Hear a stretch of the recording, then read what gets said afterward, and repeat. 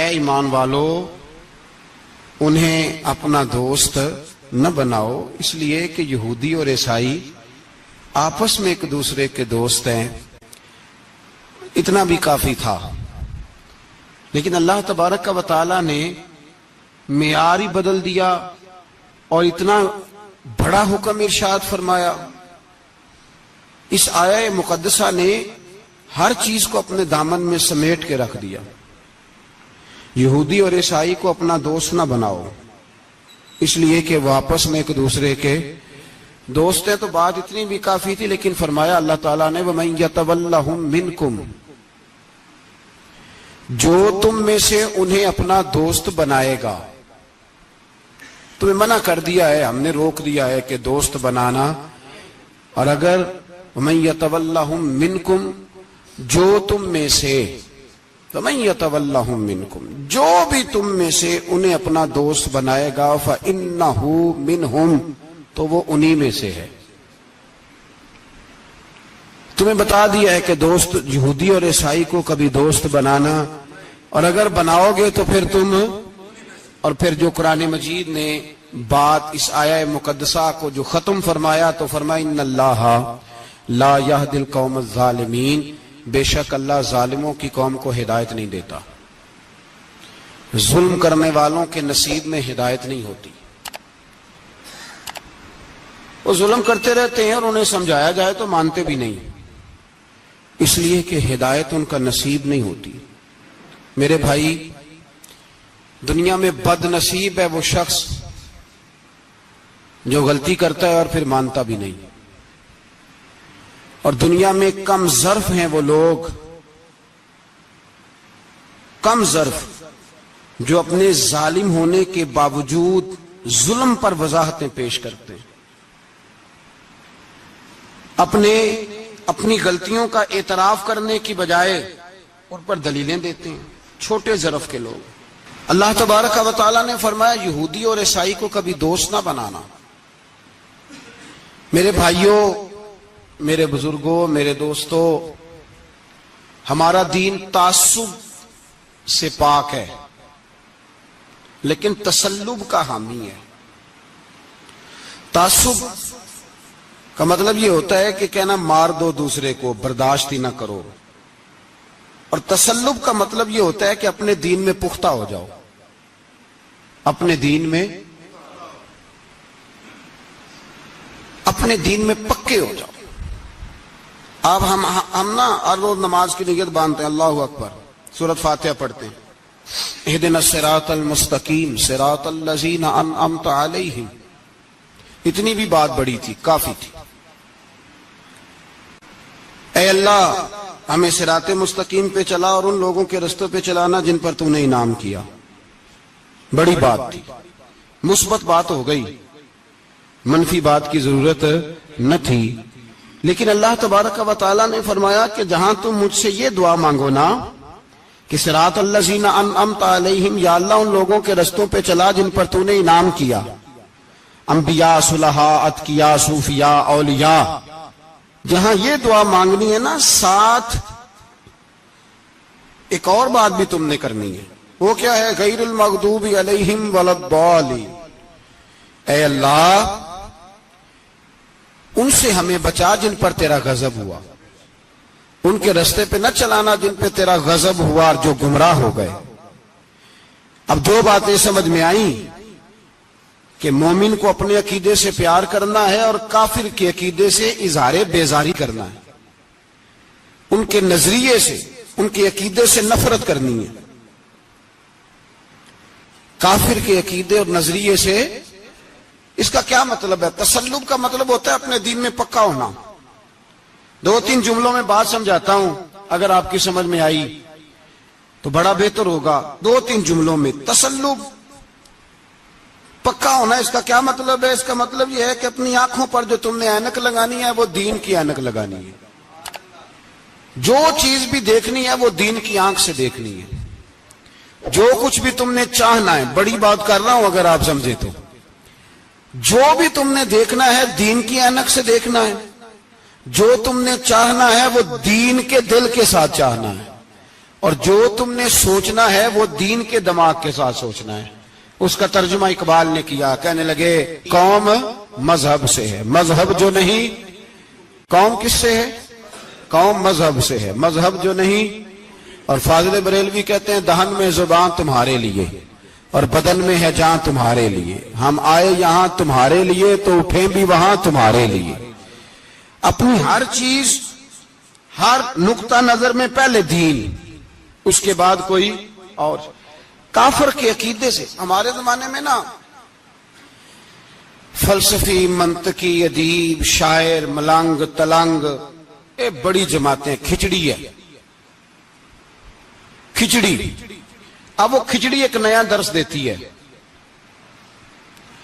وہ کھچڑی یہ کہتی ہے کہ یہ سارے اللہ کو پکارتے ہیں، سارے اسی کے نام ہیں، یہ سارے۔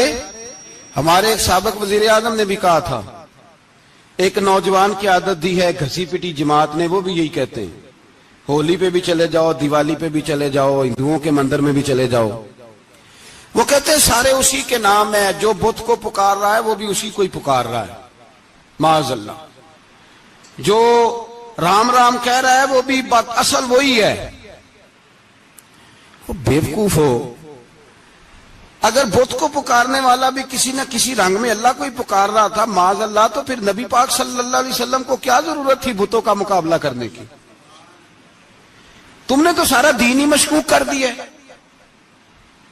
ہر شے مشکوک ہو گئی۔ جو بتوں کو پکار رہا ہے وہ بھی اسی کو پکار رہا ہے، جو رام کہہ رہا ہے وہ بھی اسی کو کہہ رہا ہے، جو پتھر پوج رہا ہے وہ بھی، کیا تماشا لگایا ہوا ہے۔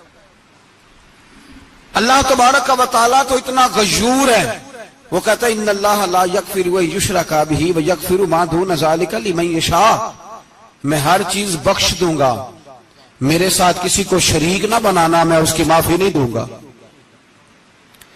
اللہ کے پیارے پیغمبر حضرت عزیر، جناب عیسیٰ علیہ السلام کو جب لوگوں نے معاذ اللہ خدا کا بیٹا کہا تو رب تبارک و تعالیٰ نے قرآن پاک کی آیتیں نازل فرمائی، فرمایا یہ جھوٹ بولتے، یہ ظلم کرتے ہیں اپنی جانوں پر۔ او بھائی یہ کھچڑی جو پکا رہے ہیں نا ملنگ لوگ، ادیب لوگ، سارے اسی کے نام ہیں، اس کا ایک ہی نام ہے، لا الہ الا اللہ، لا الہ الا اللہ، لا الہ الا اللہ۔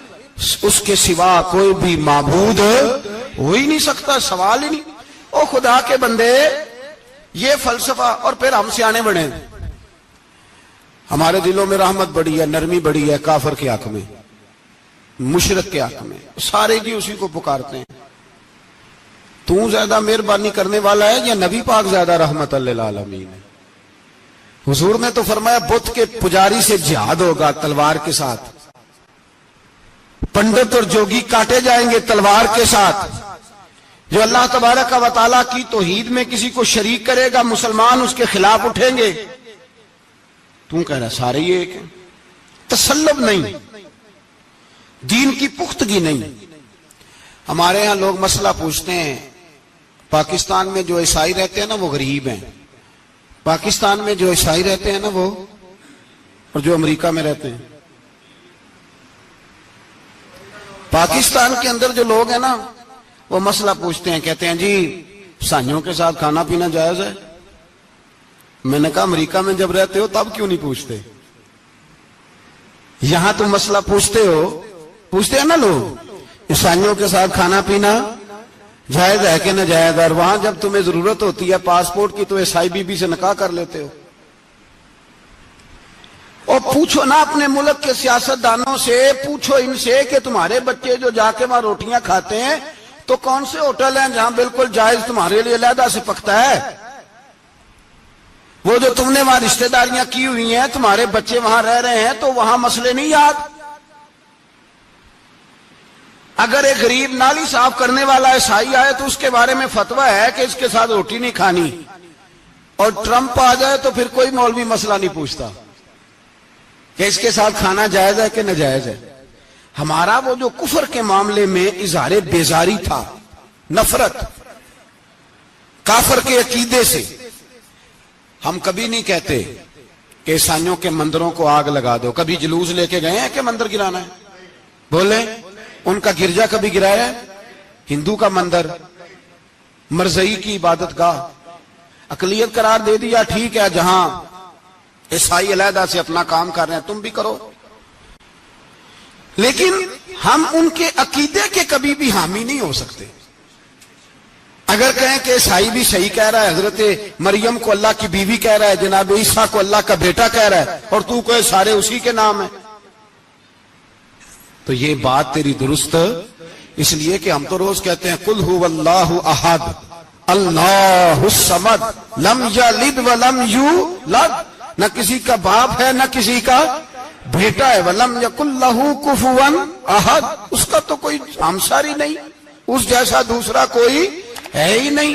تو بھائی جس عقیدے کا تو اعلان کر رہا ہے، جو آدمی تیرے عقیدے کے خلاف چل رہا ہے، اس کو تو نے صحیح کیسے کہہ دیا؟ یہ کیسے ہو؟ تو میرے بھائی اسلام یہ کہتا ہے کہ اساس، بنیاد، نظریہ،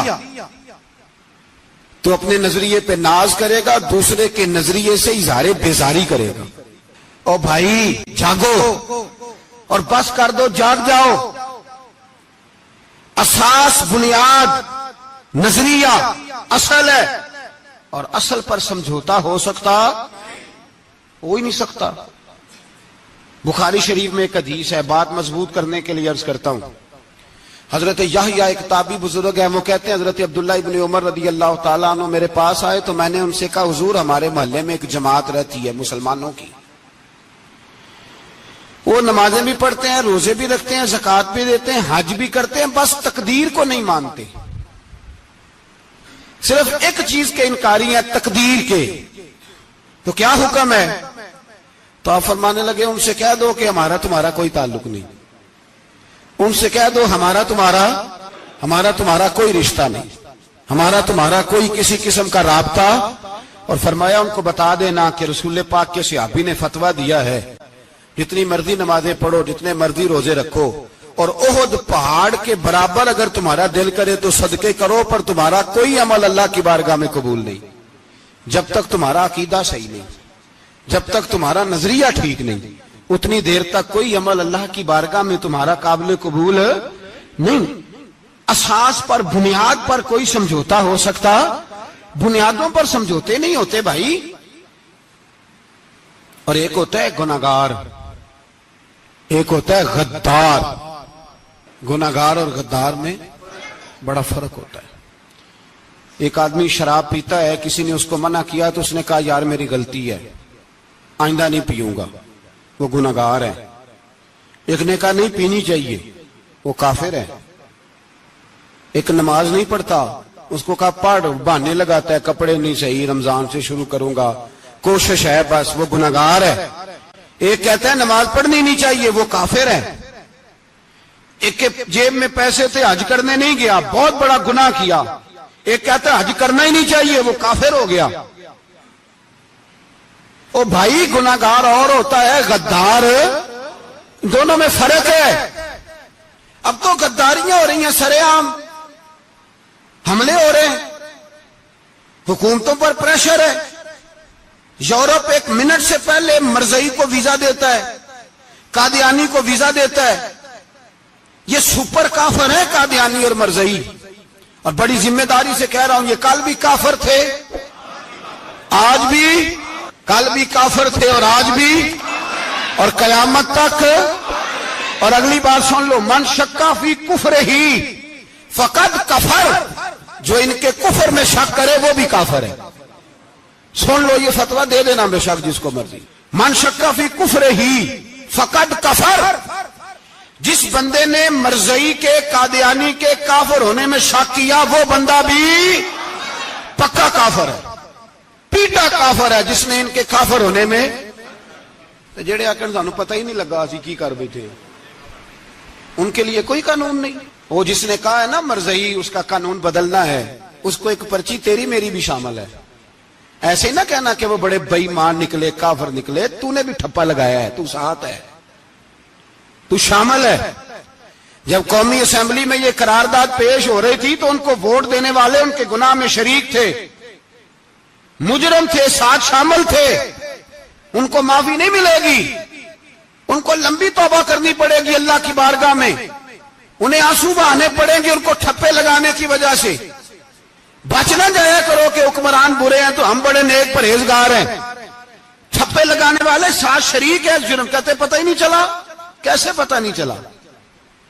کیسے پتہ نہیں چلا؟ یہ تو جو مدہوش ہوتے ہیں انہیں پتہ چل جاتا ہے یہ نبی پاک کی عزت کی بات ہو رہی ہے. بندہ مدہوش ہو نا، مدہوش بے ہوش ہو مسلمان، رسول اللہ کی بات ہو تو اس کی بھی آنکھیں کھل جایا کرتی ہیں. اور تم جاگتے پڑھے لکھے اسمبلیوں میں بیٹھے مالدار، تم پتہ ہی نہیں چلا قانون بدل گیا، خبر ہی نہیں ہوئی. یہ دھوکہ کسی اور کو دینا. ہم تمہارے ان دھوکوں میں آنے والے کہ کسی اور کو سنانا کہانیاں. ہمیں نہیں سمجھ آتی تمہاری کہانیاں. کہتے غلطی ہو گئی، بھول گئے. اور وزیر اعلیٰ صاحب کہتے ہیں اس کو نکال دینا چاہیے. کس نے نکالنا ہے نا تماشا. کہتے ہیں اس کو نکال دینا چاہیے جس نے اس قانون میں. تو کس نے نکالنا ہے؟ حکومت تو آپ کی ہے، تو کون نکالے گا؟ شرم کرو، مر جاؤ ڈوب کے. یہ تمہارا طریقہ ہے؟ جرم کرتے اور جرم کر کے کہتے ہو نہیں نکال دینا. کون نکالے گا؟ نکالو، پتہ چلے تمہارا. امیر ملت پیر جماعت علی شاہ صاحب محدث علی پوری رحمت اللہ علیہ پیر صاحب فرماتے ہیں جب پاکستان بن رہا تھا تو ہم نبی پاک صلی اللہ علیہ وسلم کی عظمتیں بیان کیا کرتے تھے. ہم کہتے تھے لوگوں پاکستان بنے گا تو اس میں نبی پاک کا نظام آئے گا، غریب امیر کا فرق مٹ جائے گا، اس میں کوئی برادری نہیں ہوگی، ایک برادری ہوگی جس کا نام مسلمان ہوگا. اس میں چھوٹا بڑا امیر غریب ایک ہی صف میں کھڑے ہو گئے، محمود و ایاز. نہ کوئی بندہ رہا نہ کوئی بندہ نواز. یہ پاکستان ہوگا. اور کہتے ہیں ہندو پنڈت تقریریں کرتے تھے او وہاں نبی پاک کا نظام نافذ ہوگا، معاذ اللہ ہاتھ کٹیں گے، گردنیں کٹیں گی. بڑا وہ معاذ اللہ مخالفت کرتے تھے. وہ کیا پتا تھا کہ بعد میں یہاں بھی سارے وہی تماشے ہوں گے جو وہ کہہ رہے ہیں. تو پیر صاحب کہتے ہیں کہ جگہ ہندوؤں کا جلسہ تھا، ہندوؤں کا پنڈت تقریر کر رہا تھا، وہاں سارے ہندو بیٹھے تھے. تو اس پنڈت نے نا تقریر کرتے کرتے نبی پاک کی شان میں کوئی بے ادبی کر دی معاذ اللہ. چونکہ سارے ہندو تھے، کوئی مسلمان نہیں تھا. ایک ملنگ بیٹھا تھا دور، اس نے دوری ڈنڈا پکڑا ہوا تھا اور کوئی اپنی موج کا کام کر رہا تھا. آپ کو پتا ہے ان کے پاس جو ڈنڈا ہوتا ہے بڑا رنگین ہوتا ہے، کوئی اسپیشل بنایا ہوتا ہے انہوں نے. تو بیٹھا تھا ملنگ. میں نے کہا بے ہوش بھی ہونا، جو بے ہوش ہو مسلمان، رسول اللہ کا نام آئے تو اس کی بھی آنکھیں کھل جایا کرتی ہے. تیری بند کی باندھی رہ گئی ہے، کیسے ہو گیا؟ ہاتھ میں ڈنڈا تھا اور وہ اپنے کام لگا ہوا تھا. جب اس کے کانوں میں سپیکر کی آواز آئی نا کہ نبی پاک کے بارے میں بات کی ہے تو ڈنڈا اٹھایا، پیچھے سے اسٹیج پہ چڑھ گیا. اور ہندوؤں نے سمجھا ملنگ آدمی ہے، اس نے کیا کرنا ہے. آیا پنڈت کے پاس اور وہ کہتا ہے میں نے 3 ڈنڈے اتنی زور سے مارے کہ چوتھے کی ضرورت ہی نہ پڑی.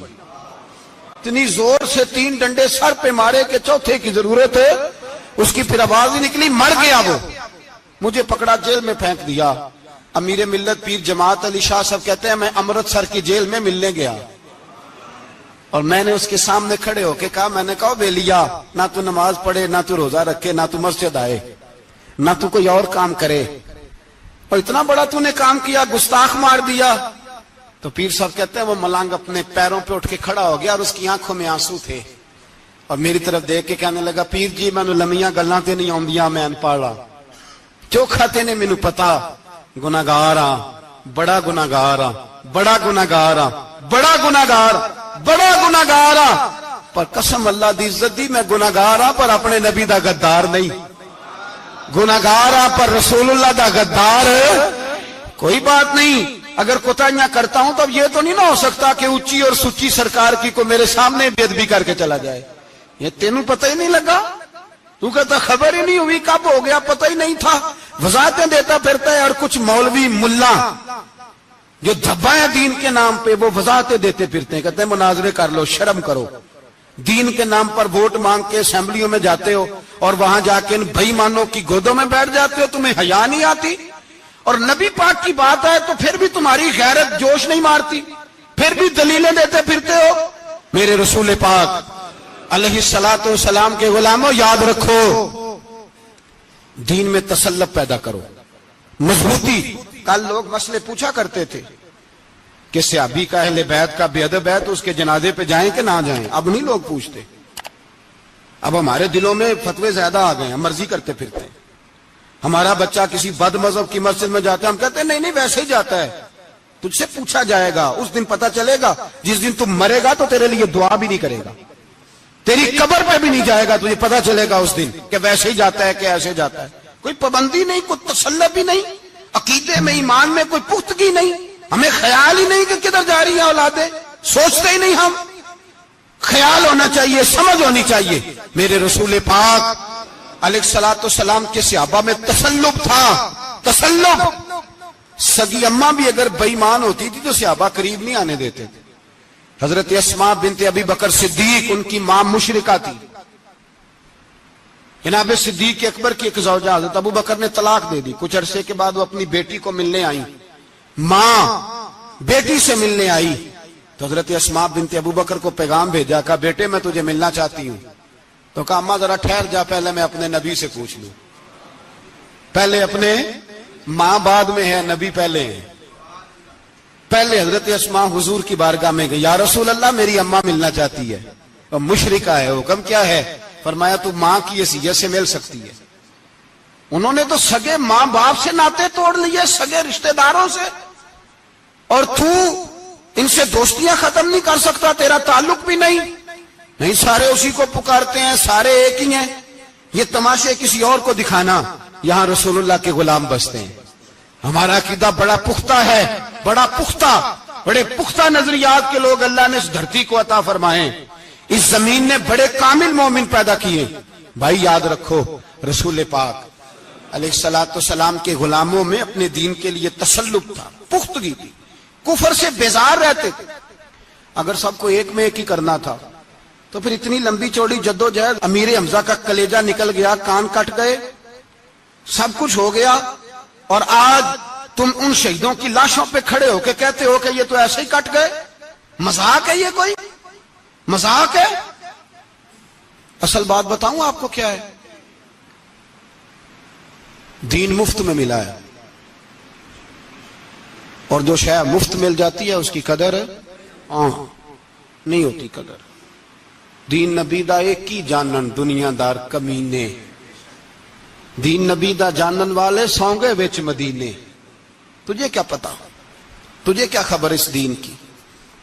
تجھے خبر ہی نہیں میرے رسول پاک کا پسینہ کتنا بہا ہے. کبھی تیرا پھیرا لگے تو احد کے پہاڑ سے جا کے پوچھنا نبی پاک کا خون کتنا بہا ہے. کبھی ٹائم ملے نا، ملک شام جا اور حضرت بلال کی قبر پہ کھڑے ہو کے پوچھ دین کتنا قیمتی ہے. اور پھر اس سے زیادہ بات پوچھنی ہو نا کبھی تو مدائن جا، حضرت سلمان فارسی کے مزار کے پاس ان سے پوچھ دین کی قیمت کتنی ہے. وہ تجھے بتائیں گے کہ کئی 100 سال لگ گئے نبی پاک کے قدموں میں پہنچنے تک. 100 سال، کئی 100 سال. اور اگر پھر بھی تجھے تسلی نہ ہو تو جنت البقیع میں جا اور سیدہ طیبہ طاہرہ حضرت فاطمہ الزہرا سے پوچھ. ان سے پوچھ بی بی اس دین کی قدر کیا ہے. وہ تجھے بتائیں گی کہ جب دین کے چہرے پہ سرخ رنگ بھرنا تھا تو میں نے حسین کا خون دے کے بھرا. وہ تجھے بتائیں گی کہ اس دین کو جب پینٹ کرنا تھا تو میں نے جناب علی اصغر کے بازوؤں کے ساتھ مصوری کی ہے.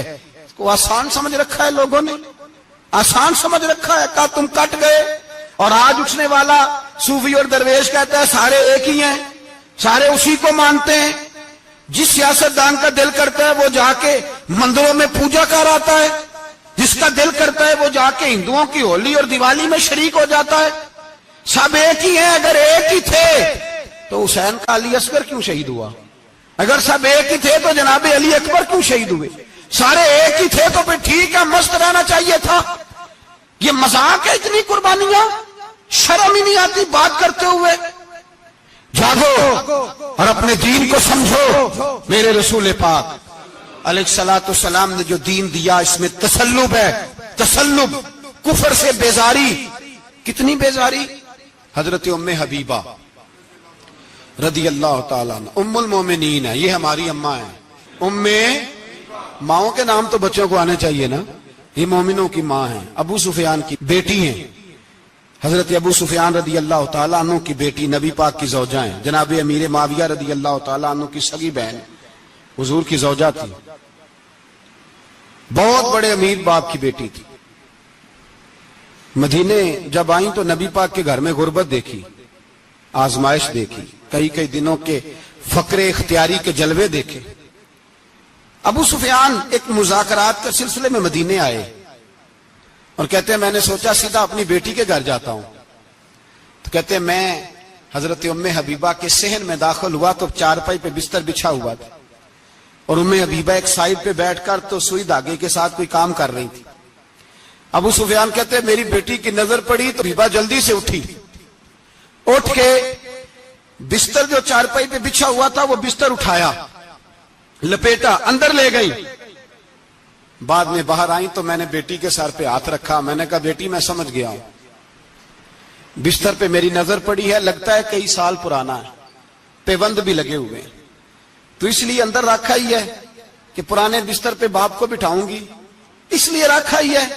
تو بیٹی امیر گھر سے آئے تو غریب گھر میں اس کی شکایتیں ختم نہیں ہوتی، پر دین کے ساتھ تسلب ام المومنین کا، پختگی اور کفر سے بیزاری، کہنے لگی ابا جی ابھی آپ کافر ہیں نا، تو آپ کی سوچ ابھی بدلی نہیں، میں اس لیے نہیں بستر اندر رکھ کے آئی کہ آپ کے قابل نہیں تھا، میں تو اس لیے رکھا ہوں کہ وہ میرے نبی کا پاک بستر ہے اور آپ ناپاک ہیں، وہ پاک بستر ہے۔ انما المشرکون نجس، مشرک ناپاک ہوتا ہے، باپ ہونا علیحدہ بات ہے، لیکن میرے دل میں باپ کی قدر بعد میں ہے میرے دل میں، اور رسول اللہ کے بستر کی قدر پہلے ہے، رسول اللہ کی نہیں، رسول اللہ کے بستر کی قدر ہے کہ باپ بیٹھنا جائے۔ اتنی نفرت مشرک سے، اتنا اظہار ہے، وہ باپ بھی ہو تو اتنی نفرت، لوگوں نے پیچے ڈالے ہوئے ہیں پیار کے، محبت کی پینگیں چڑھا رہے ہیں، اور سارے یہ کہیں گے سب صحیح ہے، اور ہمارے دلوں میں نرمی، ہمارا اپنا جوان باہر جاتا ہے، وہ یہ نہیں دیکھتا کہ میں جس سے شادی کرنے لگا ہوں نیشنلٹی زیادہ ضروری ہے کہ ایمان، پیسے زیادہ ضروری کہ ایمان، دین زیادہ ضروری کہ دولت۔ عجیب تماشا ہے، بیچتے پھرتے ہیں، فار سیل کر دیا مذہب کو، تسلب ہی نہیں، وہ خیال ہی نہیں، توجہ ہی نہیں ہماری۔ میرے رسول پاک علیہ الصلوۃ والسلام کے صحابہ جو چٹان تھے دین کے معاملے میں، اپنا پیارا بھی سامنے آتا تھا تو کافر سمجھ کے قتل کر دیتے، اس لیے کہ وہ سمجھتے تھے قوم مذہب سے ہے، مذہب جو نہیں تم بھی نہیں، اگر دین نہیں رہے گا تو کوئی شے باقی نہیں رہے۔ یاد رکھنا، اگر دین نہیں رہے گا، میرے حبیب پاک علیہ الصلوۃ والسلام کے غلاموں کا یہ حال تھا۔ احد کے اندر افواہ پھیل گئی کہ حضور شہید ہو گئے، حضرت انس بن مالک کے چچا تھے انس بن نضر رضی اللہ تعالیٰ، جب افواہ پھیلی نا حضور شہید ہو گئے تو جناب انس بن نضر اٹھے، تلوار پکڑی، صحابہ سے کہنے لگے یہاں کیوں بیٹھے ہو؟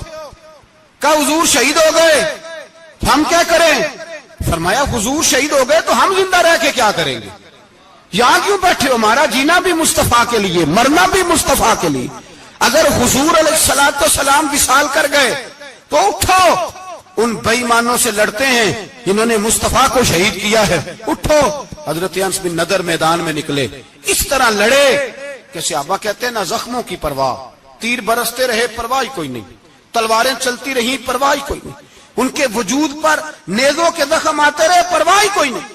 حضرت انس بن نضر اتنا لڑے کہ شہید ہو گئے، اور جب شہادت کے بعد ان کی لاش دیکھی تو 80 زخم نظر آئے، تلواروں کے، نیزوں کے 80 زخم۔ حضور کے لیے ان لوگوں نے جانیں دے دی، پرواہ نہیں کی۔ یہاں اس مسئلے کو ہمارے ہاں لوگ سمجھتے ہی نہیں۔ ختم نبوت کا مسئلہ بڑا حساس مسئلہ ہے۔ ما کان محمد ابا احد من رجالکم ولکن رسول اللہ وخاتم النبیین۔ ہم ختم بھی پڑھے نہ کسی کا تو اس میں بھی ختم نبوت والی آیت پڑھتے ہیں، اس لیے کہ یہ بنیادی مسئلہ ہے۔ ہم لوگوں کو بتاتے ہیں کہ جو مرنے والا گیا ہے نا دنیا سے، وہ نبی پاک کی ختم نبوت کا اعلان کرتا ہوا گیا ہے۔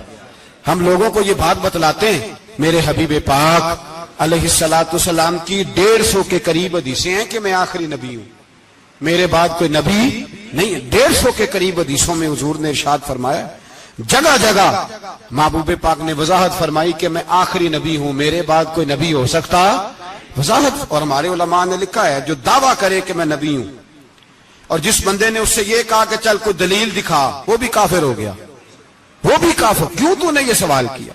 یہ حساس نوعیت کا مسئلہ ہے۔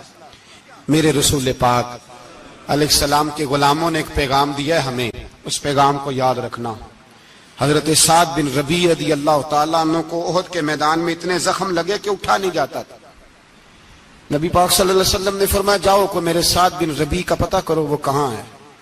صحابہ آئے تو فرماتے ہیں جب ہم ان کے پاس پہنچے تو ان کی روح پرواز کر رہی تھی، آخری لفظ انہوں نے ادا کیے، کہنے لگے ادھر آؤ صحابہ ادھر آؤ، میری وصیت سن لو۔ ہم قریب گئے، ہم نے کہا شاید بچوں کے بارے میں، اولاد کے بارے میں، گھر کے بارے میں کوئی وصیت کریں گے۔ تو حضرت سعد بن ربیع نے وصیت فرمائی، کہنے لگے جا کے نبی پاک کے غلاموں کو میرا پیغام دے دینا، جا کے امت مسلمہ کو میرا پیغام دے دینا کہ مسلمانوں اگر تم میں سے ایک بھی زندہ ہوا اور نبی پاک کی ناموس پر کوئی حرف آیا تو پھر اللہ کی بارگاہ میں تمہارا کوئی عذر قبول نہیں کیا جائے گا۔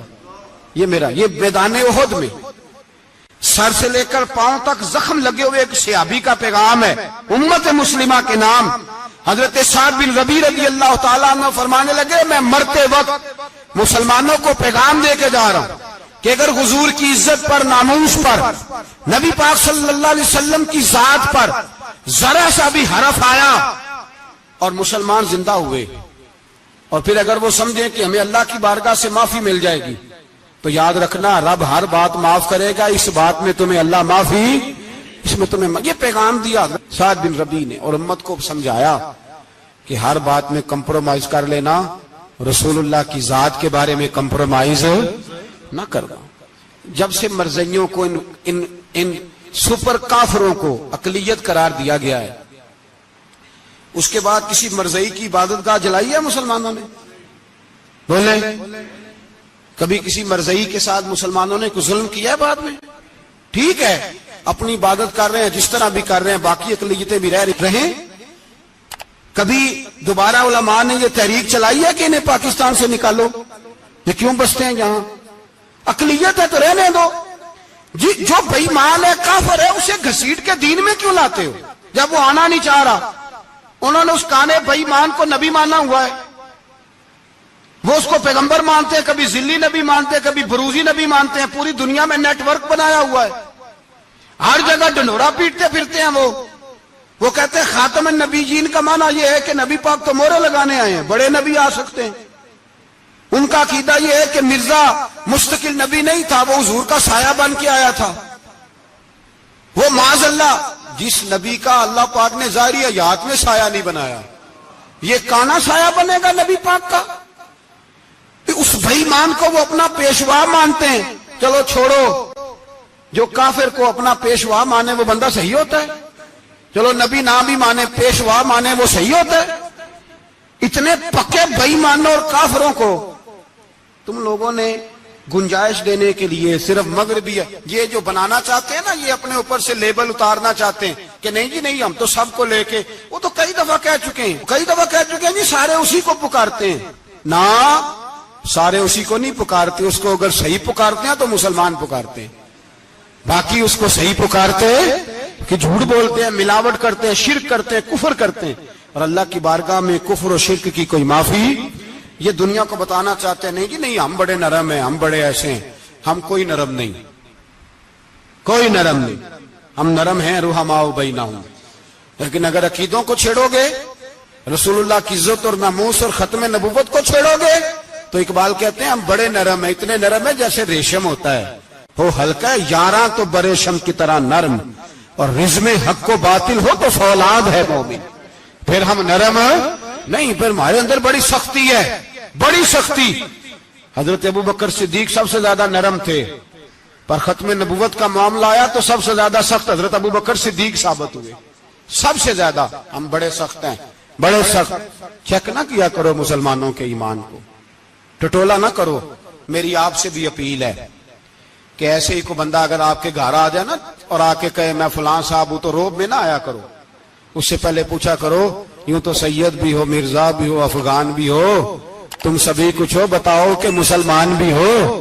بس کر دیں، اب بس کر دیں، ان لوگوں کے ہاتھ مضبوط کر دیں جو ہاتھ بڑھاتے ہیں تو نبی پاک کی ختم نبوت پہ ہی ڈال لیتے ہیں۔ ان کے ہاتھ مضبوط کرنے بند کرو، بند کرو ان ظالموں کے ہاتھ مضبوط کرنے۔ حضور آخری نبی ہیں، بولیے نبی پاک، سارے بولیے حضور۔ حضور کے بعد جو کسی اور کو نبی مانے وہ کل بھی کافر تھا، آج بھی قیامت تک وہ، جو اس کے کفر میں شک کرے وہ بھی، جو مرزائی قادیانی کے کفر میں شک کرے وہ بھی کافر ہے۔ مر جائے تو مسلمانوں کے اس قبرستان میں اس کا دفن ہونا جائز ہے، مسلمان کا اس کے لیے تعزیت کرنا جائز ہے، مسلمان کا اس کے دل اس کے حق میں نرمی پیدا کرنا جائز ہے نہیں، مسلمان کا اس شخص کے بارے میں کسی قسم کی گنجائش دینا جائز ہے۔ کل بھی کافر تھے، آج بھی کافر ہیں، قیامت تک کافر رہیں گے۔ مسلمان وہ رہے گا جو کہے گا کہ نبی کی ہر شان کو ہم مانتے ہیں، حضور خاتم النبیین ہے، زبان سے اقرار کرتے ہیں اور دل سے اس پر ایمان لاتے، وہ بندہ مسلمان رہے گا۔ ہم حکومتوں کو سمجھاتے ہیں اپنی قبریں خراب نہ کرو، اپنی آخرت تباہ نہ کرو، نہ بات تھوڑا سا وقت ہے، تمہارے باپ دادا مر گئے، ان کا نام بھی کوئی نہیں لیتا، تم بھی دنیا سے جاؤ گے، خدا را ہم تمہیں سمجھاتے ہیں، ہم درد مندانہ اپیل کرتے ہیں، اپنی آخرت بچاؤ۔ یہ اسمبلیاں چند روزہ، یہ حکومتیں چند روزہ، ادھر جا کے دیکھ لو شدرے میں وقت کا بادشاہ لیٹا ہے لیکن کوئی نہیں جاتا۔ بادشاہ تھا، اٹھتا تھا تو دنیا اٹھتی تھی، بیٹھتا تھا تو دنیا بیٹھ جاتی تھی۔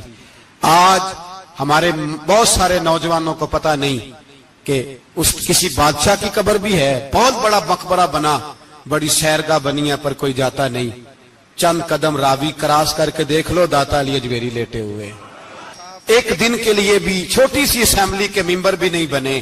میراں نہ امیراں دے دیوے بلدے نہیں صدا فقیراں دے، نہ وہ والی حکومت کرو اس کے بعد تمہاری فاتحہ بھی کوئی نہ پڑھے۔ اور جا کے دیکھ لے داتا صاحب کی قبر کے چاروں جانب پھٹیاں لگی ہوئی ہیں، سارا دن ساری رات اللہ کا قرآن پڑھا جاتا ہے، دن رات وہاں درود پڑھے جاتے ہیں، ان کو اصالہ ثواب کیا جاتا ہے۔ یہ والی زندگی جی، واپس آ جا، نہ اپنی آخرت خراب کر، بچ جا، وقت کی حکمران لوٹ آ، رسول اللہ کے قدموں میں بیٹھو، اعلان کرو، بغاوت کرو نبی پاک کے دشمنوں کے خلاف، اور حضور کے سچے غلام بن کے جیو۔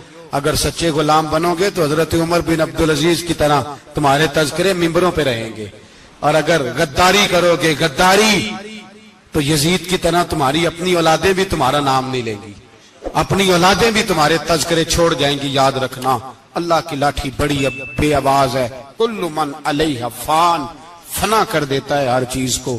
دعا ہے اللہ ہمیں سمجھنے کی